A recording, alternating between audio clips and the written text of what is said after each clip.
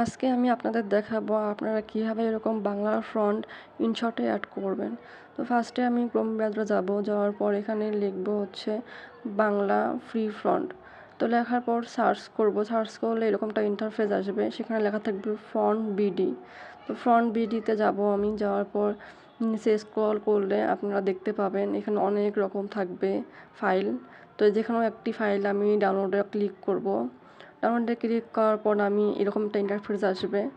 তো আবার আমি নিচে স্ক্রল করব, নিচে স্ক্রল করলে আমরা ডাউনলোড অপশন পাবো। এই যে ডাউনলোড অপশন, তো এখানে আমি ক্লিক করব। ক্লিক করার পর হচ্ছে আর ফাইল ডাউনলোড হয়ে যাবে।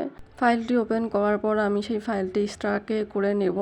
তো এক্সট্রাক্ট করার পর হচ্ছে আমি সেই ফাইলটি আমার ফোনের ফাইলে সেভ করব। তারপরে হচ্ছে আমরা ইনশর্ট অ্যাপসটি ওপেন করব। ইনশর্ট অ্যাপস ওপেন করার পর হচ্ছে আমরা ব্ল্যাঙ্ক একটি ফাইল নিব। ব্ল্যাঙ্ক ফাইল নেওয়ার পরে টেক্সট অপশনে যাব। টেক্সট অপশনে গেলে সেখানে আমরা একটা বাংলা ওয়ার্ড লিখে নেব, যেমন ধরেন বাংলা সাবটাইটেল।